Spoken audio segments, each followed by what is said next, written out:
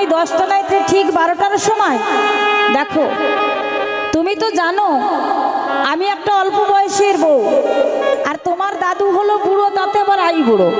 আমি ওই 12টার সময় তোমার দাদুর ঘরে যেতে পারবো না। স্বামী কথাটা শুনলো কে? আমার ভগবান কৃষ্ণচন্দ্র। কথাটা শুনতে পেয়ে পঞ্চপাণ্ডবের দরজায় গিয়ে ধাক্কা দিচ্ছে, সখী সখী।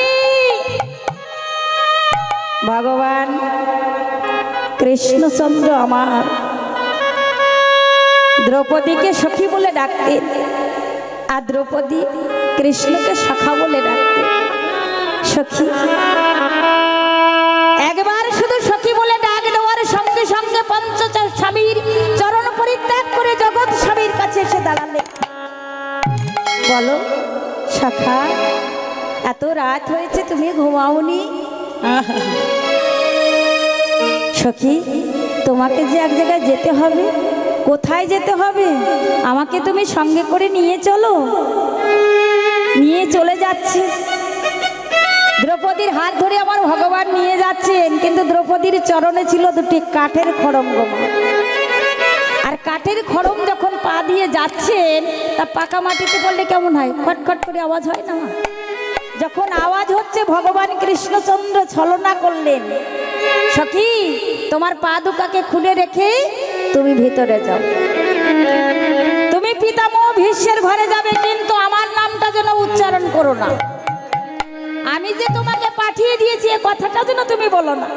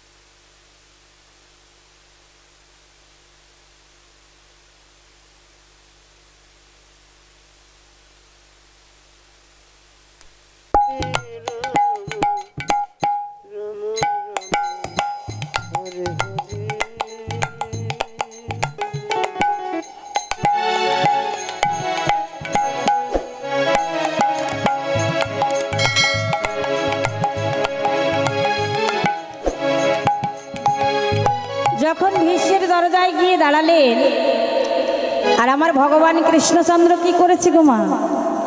ওই যে রাধারানীর কাছ থেকে শুনেছে ভক্তের চরণ আশ্রয় করতে হবে, তা দ্রৌপদীর চরণ দুকা যখন খুলে রেখে ভীষ্মের দরজায় গিয়ে দাঁড়ালেন, আমার ভগবান ওই চরণ দুখা পরশ করে বসে আছে।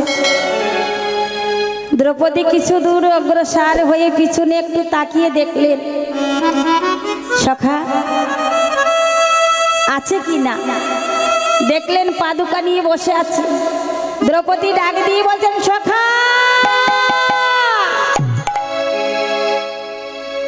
আমার পাদুকা যেন চুরি হয়ে যায় না। আহা, এই জগতে কেমন ভক্ত হলে ভগবানকে জুতো চকি দিতে বলা যায়।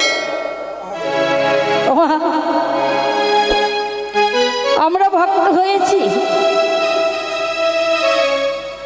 আমরা ভক্তের এক কোনাও হতে পারিনি। তিলক কাটলে মালা গলায় দিলে যে ভক্ত হওয়া যায় তা হওয়া যায় না। ভক্ত হওয়া বড় শক্ত ব্যাপার। সাজ পড়লে ভক্ত হয় না। হৃদয়ে যদি ভক্তি না থাকে, হৃদয়ে যদি প্রেম না থাকে, তাহলে সে ভক্ত হতে পারে না। দূর থেকে ডাক দিয়ে বলছে, সখা তুমি আমার পাদুকাকে দেখে রেখো। চলে যাচ্ছে। আমার ভগবান কৃষ্ণচন্দ্র কি করলেন? ধীরে ধীরে যখন দ্রৌপদী বিশ্বের দরজায় গিয়ে দাঁড়ালে, ওই ভক্তেরই পাদুকা চরণ দুখানি ভগবান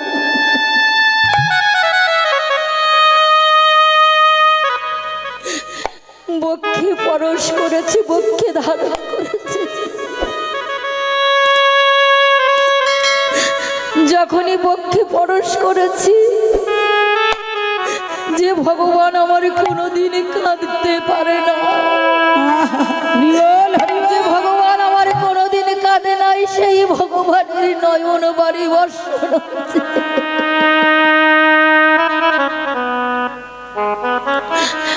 ভগবানের দুটি নয়ন ধারায় ওই বক্ষস্থলে পাদুকা ধৌত হয়ে, ভক্তের চরণ ধুলে ধৌত হয়ে ভগবানের নাভিদেশ থেকে উরুদেশ, উরুদেশ থেকে চরণ তলে পড়ে এই ধরনী ভেসে যাচ্ছে ভগবানের নয়নের ধারায়। আজ ধারা ধরায় ধরা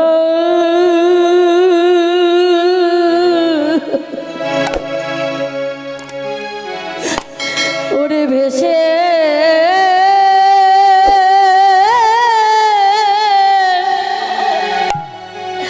ভেসে যায় রে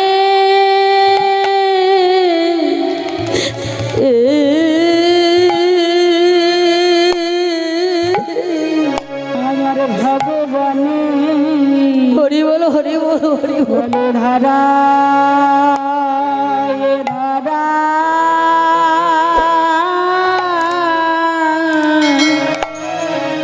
ধারা ভেসে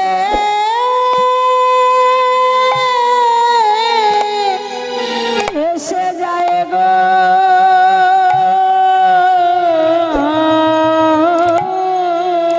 আমার ভগবানী।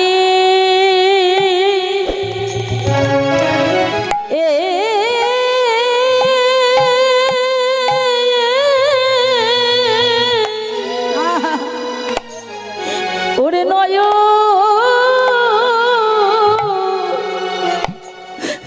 নয়ন ধারা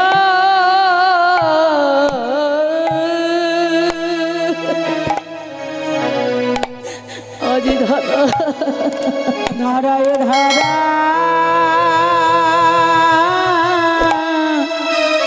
ধরা ভেসে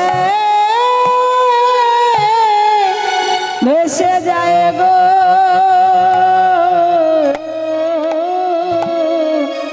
আমার ভগবান। হরি হরি বল, হরি বল, হরি বল, হরি বল। ভগবানের নয়ন ধারা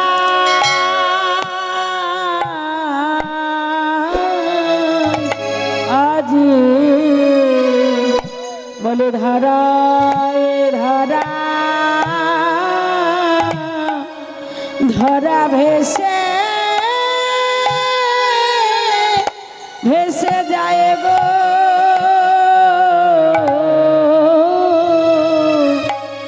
আমার ভগবান।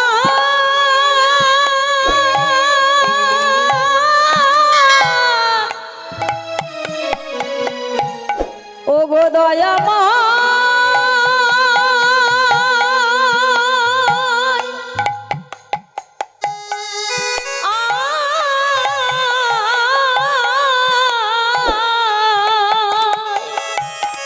ও গো কৃপা মায়ে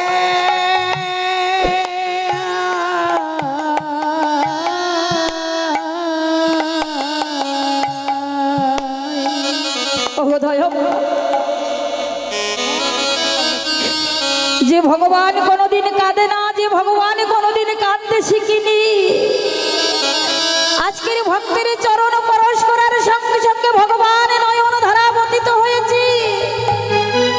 ভগবান জানতে পারলেন ভক্তের কাছে কোন ধন আছে।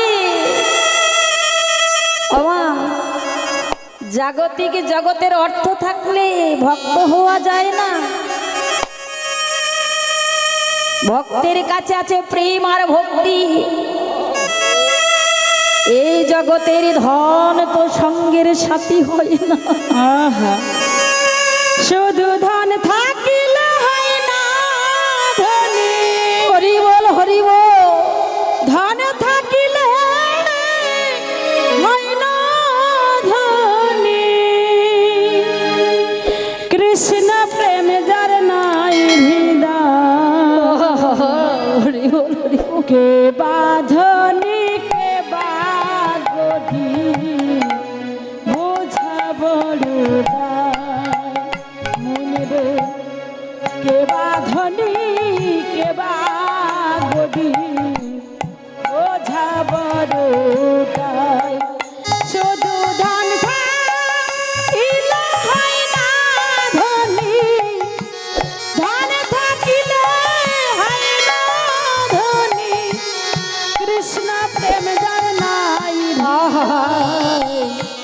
কে বাঁধনি কে বাগধি বোঝা বড়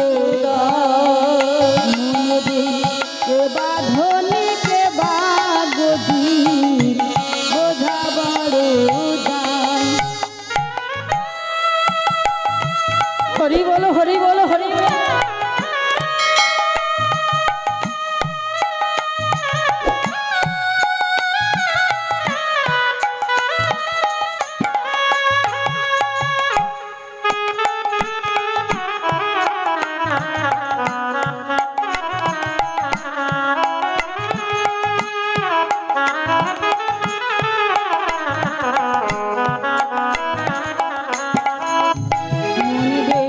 পার্থিব ধনে টাকা করি। হরি বল, হরি বল, হরি বল। থাকনা যত জমিদারি।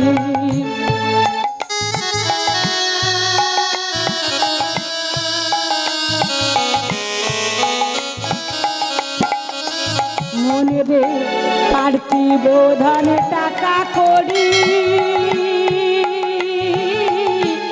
হোক না যত জমিদারি। সব কিছু তো রবে পড়ি। সব কিছু তো রবে করি। মায়ার দুনিয়া কৃষ্ণ প্রেম যার নাই হৃদয়। কৃষ্ণ প্রেম যার নাই হৃদয়।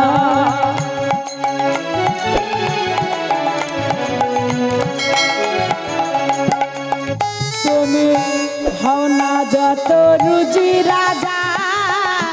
শ্মশান ঘাটে একই সাজা।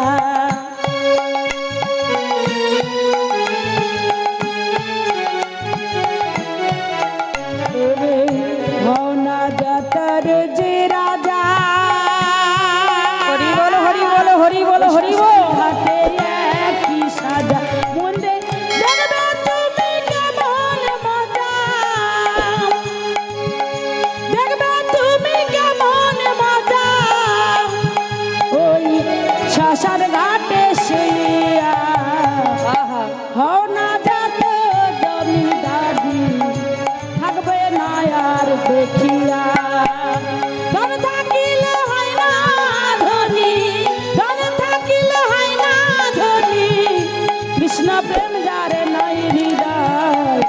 কে বাঁধনি কে বাগধি বোঝা বড় মনে রে।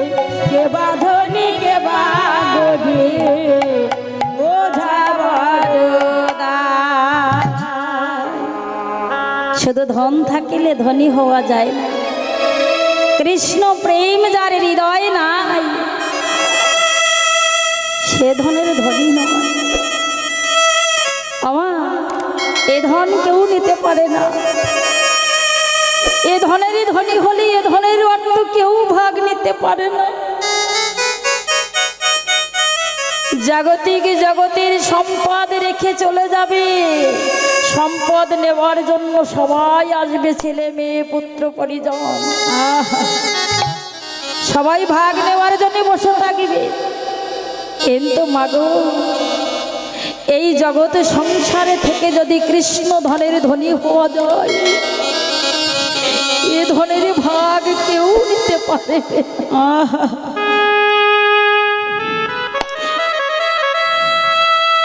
শেষের দিনে দয়াল হরি ছাড়া আর এ জগৎ সংসারে কেউ আমার নয়, কেউ আমার আপন নয়। এইভাবে ভগবান জানতে পারলেন ভক্তের কাছে আছে প্রেম। আমি ভগবান হয়েছি কিন্তু আমার ভিতরে তো ভক্তি আর প্রেম নাই। ওই সহ্য বেশেতে নাহি মিলে ব্রজের নন্দন, মাধুর্য জ্ঞানে ভজন করলে মেলে সেই কৃষ্ণ প্রেম ধন। তাহলে ভগবান জানতে পারলেন রাধা রানী এসে দাঁড়িয়েছে যমুনার তীরে। রাধে, আমি পেয়েছি ভক্ত, ভক্তির চরণ আশ্রয় করেছি, তুমি আমার প্রেমের গুরু।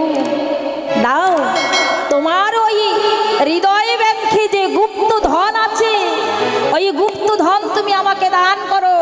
ওই গুপ্ত ধন নিয়ে আমি কলিযুগের মাটিতে আবির্ভূত হব। কোথায়?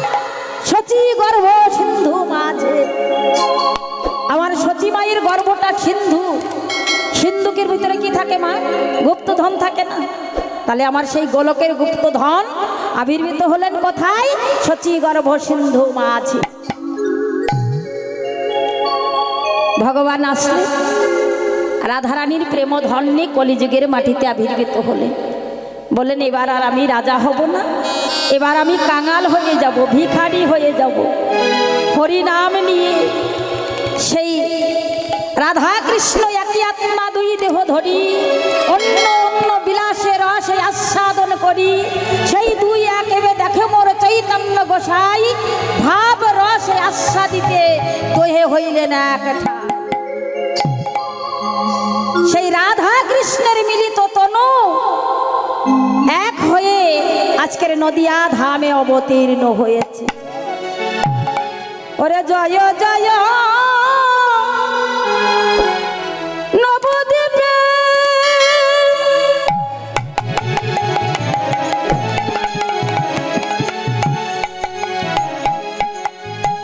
আমার গোড়ায় অবতার।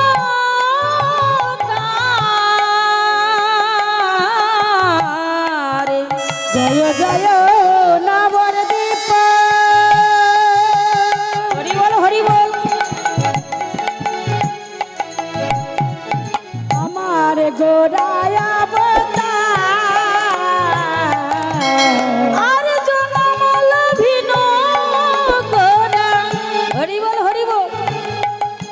জনমল ভিন গোরা,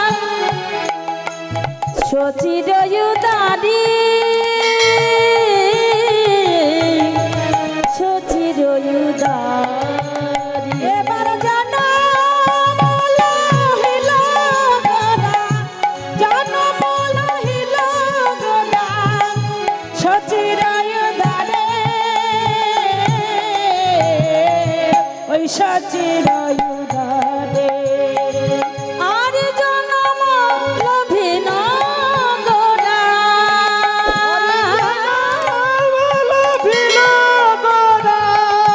শচীর উদারি, শচীর উদারি। এবার জনমল হিল গাই, হরি হরি বল হরি বল হরি বল। ওই শচীর উদারে, শচীর উদারে।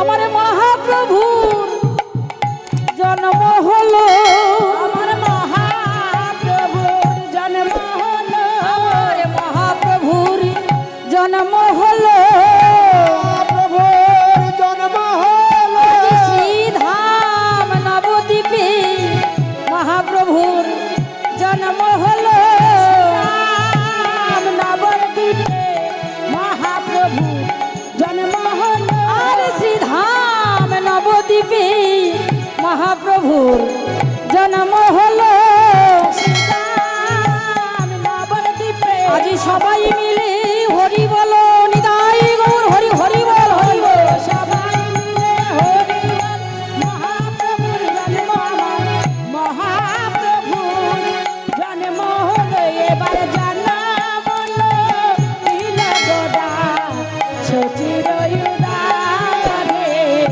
সচির উদারে আজকের মহাপ্রভু আবির্ভূত হয়েছে নদিয়া ধামে ভক্ত পারিষাদগণকে সঙ্গে করে নিয়ে আসলেন যারা ব্রজে ছিলেন তারা নদে এলেন যারা ব্রজে ছিলেন আজকে তারা নদে এসেছেন সেই ব্রজের গোপীরা নদিয়ার সহচার হয়ে এসেছেন আজকের সহচারগণ পারিষাদগণের কথা মনে পড়ছে নদিয়ার বৃন্দাবনের কথা মনে পড়ছেন মহাপ্রভুর তাই বৃন্দাবনের ভাবে ভাবিত হয়ে আমার মহাপ্রভু আমার মহাপ্রভু সেই বৃন্দাবনের মাঠে মাঠে যেমন ধেনু চারণ করতেন সেই ধবলি শ্যামলি কমলি পিয়লি কালী করালি উমে রুমে কজ্জলক্ষ্মী ভ্রমক্কে সনন্দ মরাল প্রত্যেক ধেনুগণের নাম কথা মনে পড়ে গেছে তাই আজকে ধবলি শ্যামলি বলে নদিয়ার মাঝে আমার গৌর হরি রাখছেন ধবলি শ্যামলি বলে ডাকিছে সঘনে ডাকিতে লাগিলেন আমা এটা তো নদিয়া ধাম তাহলে এখানে তো ধবলি শ্যামলি ছিল না তাহলে মহাপ্রভুর আজকের সেই ভাব বৃন্দাবনের ভাব ব্রজের ভাব মনে করি ধবলি শ্যামলি বলে ডাকছে কাদের কি আমাদের মতো এই কলির কাময়ন্দ ভ্রময়ন্দ জ্ঞানন্দ জীব আমরা কৃষ্ণ বহির্মুখী জীব কৃষ্ণ ভজন জানি না সাধন জানি না পূজন জানি না তাই কাঙালের ঠাকুরে আমার নদিয়ার মাঝে এসে এই কলির জীবীকে দেখে দেখি সেই ধবলি শ্যামলি বলে ডাকছে কেন জানো মাগো তাদের ফিরাবে বলে গো ফিরাবে বলে গো ফিরাবে বলে গো ফিরাবে বলে গো ভুলে যারা নাম করে না ফিরাবে বলে গো ভুলে যারা নাম করে না ফিরাবে বলে গো ভুলে যারা নাম করে না ফিরাবে বলে গো ভুলে যারা নাম করে না ফিরাবে বলে গো শচীর নন্দন গৌর হরি ফিরাবে বলে গো সচির নন্দন গৌর হরি ভুলে যারা নাম করে না শচীর নন্দন গৌর হরি তাই গৌর হরি হরি হরি সচির নন্দন গৌর হরি বলে ফিরাবে বলে গো ফিরাবে বলে গো এই, আজকের মহাপ্রভু এই কলির জীবকে ডেকে ডেকে বলছে একেবারেই ওরে জীবিরে তোরা তো আশার বিছানা পেতে ঘুমাইয়ে আছিস ওই মায়ার বালিশে মাথায় দিয়ে ঘুমাইয়ে আছি একেবারে তোদের তো হরি বলিবার সময় নাই যাগ যজ্ঞ পূজা পার্বণ করিবার মতো সময় নাই তাই বলি ওরে জীবিরে একেবারে চেয়ে দেখাই আমি তোদের জন্য এসেছি সেই গোলকের হরিনাম সম্পদ আজ সঙ্গে নিয়ে মহাপ্রভু আমার এসেছেন সেই হরিনাম নিয়ে তাই কলির জীবকে ডেকে ডেকে বলছি ওরে জীবিরে তোরা আয় নামেতে আয় নামেতে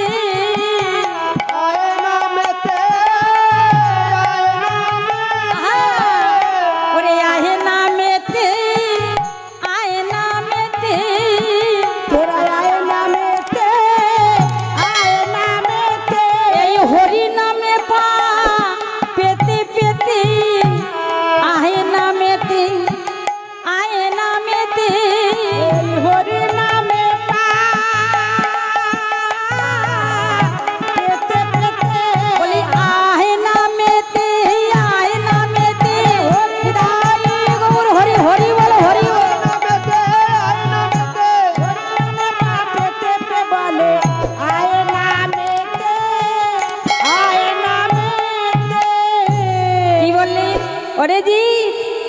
তোরা একবার হরি নামে পা পেতে পেতে যায়।